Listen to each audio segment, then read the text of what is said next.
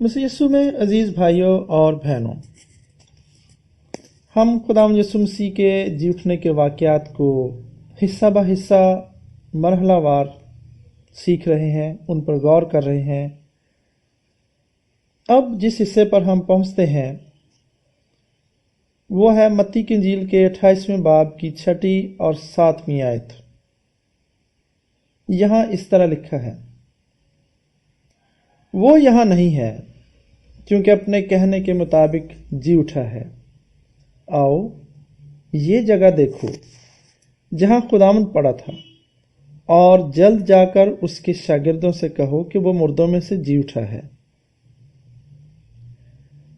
عزیز بھائیوں اور بہنوں، یسوع جی اٹھا ہے۔ وہ خدا باپ کی قدرت سے زندہ ہوا تھا۔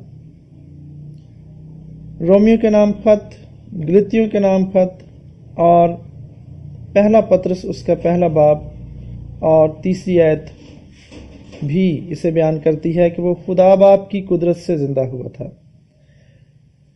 کلام مقدس کے ان حوالہ جات میں کہا گیا ہے کہ وہ باپ کی قدرت اور جلال سے زندہ ہوا تھا۔ وہ اپنی قدرت سے زندہ ہوا تھا۔ یوحنا کی انجیل کے 10ویں باب کی 18ویں آیت میں لکھا ہے، یہاں خداوند یسوع مسیح کے وہ الفاظ رقم ہیں جو اس نے اپنے مصلوب ہونے اور مر جانے سے پہلے بیان کیے تھے۔ مجھے اپنی جان دینے کا بھی اختیار ہے اور اسے پھر لینے کا بھی اختیار ہے۔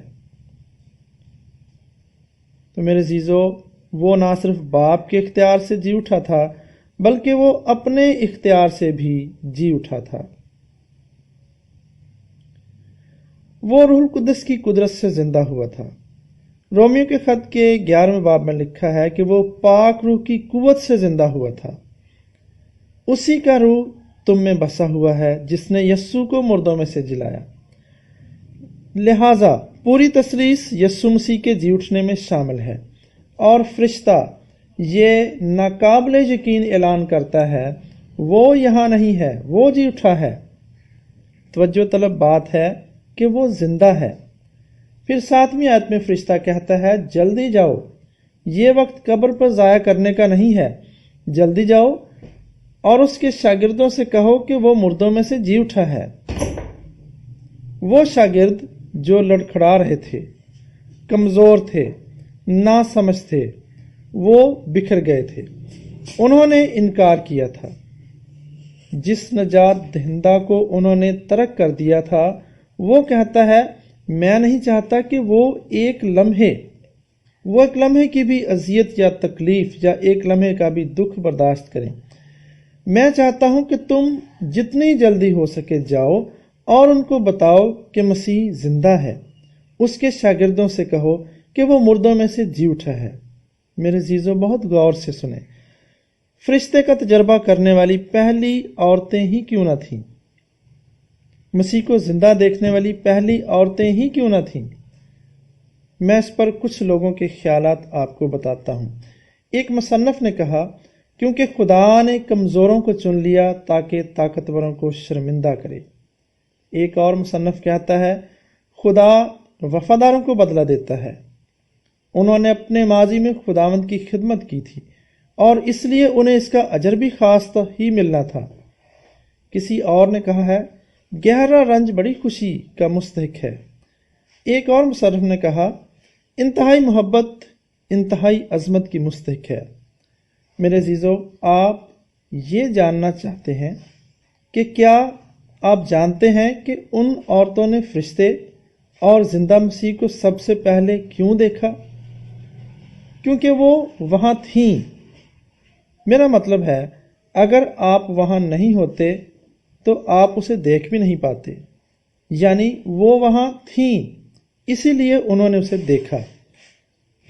اس میں ایک بہت بڑی روحانی سچائی ہے، اور وہ یہ ہے کہ آپ جتنا خداوند کے اور اس کے کاموں کے قریب رہیں گے، آپ اتنا ہی زیادہ اس کام سے جو وہ کر رہا ہے لطف اندوز ہوں گے۔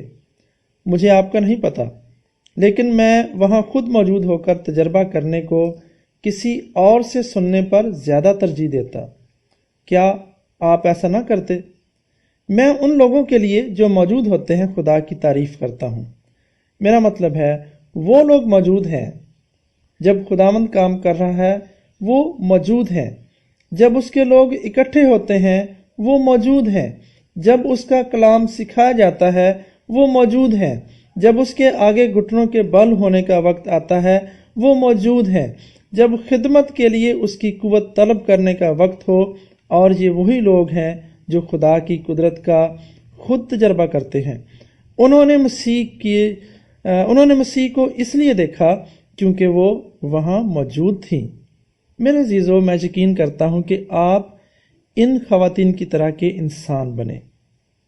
آپ کے ایمان کی کمی کو آپ کا خلوص پورا کرے گا، آپ کی سمجھ کی کمی کو آپ کی وفاداری پورا کرے گی، اور خدا آپ کی کمزوری کی نشاندہی کر کے اسے طاقت میں تبدیل کر دے گا، کیونکہ آپ اتنے ایماندار اور وفادار ہیں کہ آپ وہاں موجود ہیں جہاں وہ ہے، اور جہاں وہ کام کرتا ہے آپ وہاں موجود ہیں۔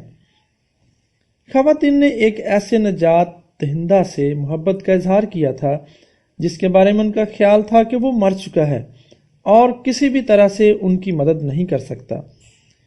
یہ محبت کا اعلیٰ معیار ہے، محبت جو پیار کرتی ہے اور قربانی دیتی ہے، یہ جانتے ہوئے کہ اس کا کوئی بدلہ نہیں۔ ان خواتین نے بھی ایسی ہی محبت کی۔ یہ محبت ہی تھی جو انہیں کھینچ لائی، اگرچہ انہیں اس بات کی سمجھ نہیں تھی، لیکن ان کی خواہش تھی کہ وہ وہاں موجود ہوں۔ تو پھر آئیے کیوں نہ اس طرح دعا مانگیں، آئے باپ ہمیں سکھا کہ ان عورتوں کی طرح وفادار اور پرخلوص بن سکیں، ایک ایسے مسیح کے لیے جسے ہم جانتے ہیں کہ وہ زندہ ہے، اور جتنے اس پیغام کو سن رہے ہیں مسیح کے زندہ ہونے پر اسی سچائی کے مطابق ایمان لائیں جو حقیقت میں ہے، اور اس بات پر ایمان رکھیں کہ چونکہ مسیح جیتا ہے ہم بھی جیتے رہیں گے۔ خدا یسوع مسیح کے جلالی اور بابرکت نام میں آمین۔